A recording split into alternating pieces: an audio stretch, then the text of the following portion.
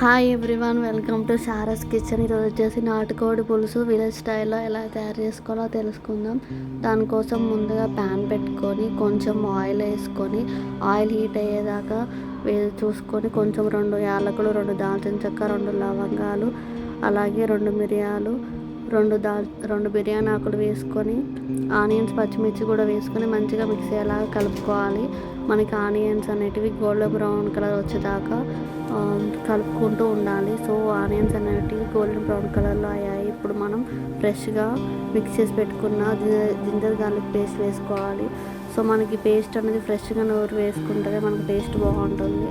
So ఇలా వేసుకున్నాక మనం కొంచెం పసుపు కూడా వేసుకొని మంచిగా మిక్స్ అయ్యేలా కలుపుకోవాలి. ఆ తర్వాతకి మనం కడిగి వాష్ చేసి పెట్టుకున్న నాటుకోడి ముక్కల్ని కూడా వేసుకొని మంచిగా మిక్స్ అయ్యేలా కలుపుకోవాలి.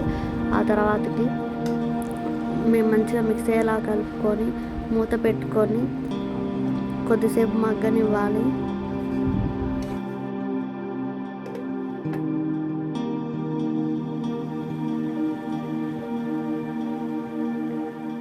ఫైవ్ మినిట్స్ దాకా కొంచెం మగ్గనిచ్చుకున్నాం కదా. సో ఇప్పుడు మూత తీసి కొంచెం పుదీనా ఆకులు కూడా వేసుకొని మళ్ళీ మంచిగా మిక్స్ అయ్యేలాగా కలుపుకోవాలి.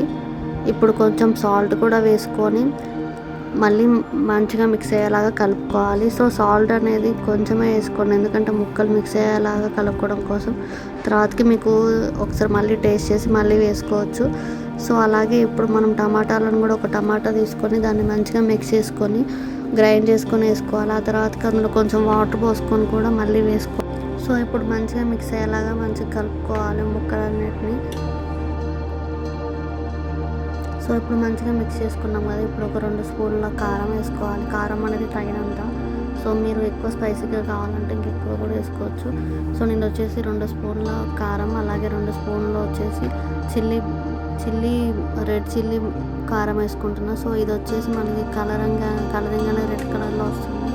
గ్రేవీ కూడా ఎక్కువగా వస్తుంది కాబట్టి సో వేసుకున్నా.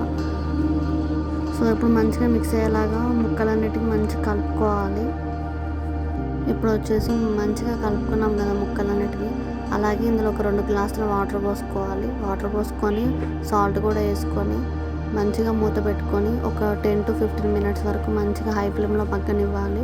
సో మనకు ఆల్మోస్ట్ 70% కుక్ అయిపోతుంది. సో ఇలా కుక్ అయిన దాన్ని మళ్ళీ మంచిగా మిక్స్ చేసుకొని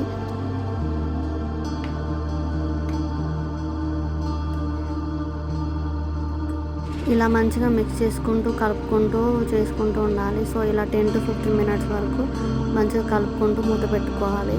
సో ఆల్మోస్ట్ మనకి ముక్కలన్నిటివి ఉడికిపోయాయి, 70% అయినాయి కాబట్టి ఇప్పుడు మనం గరం మసాలా, అలాగే ధనియాల పౌడర్, మిరియాల పౌడర్ కూడా కొంచెం వేసుకొని మంచిగా మిక్స్ అయ్యేలా కలుపుకొని మళ్ళీ మూత పెట్టుకొని మళ్ళీ ఒక 10-15 మినిట్స్ వరకు మళ్ళీ మగ్గించుకోవాలి.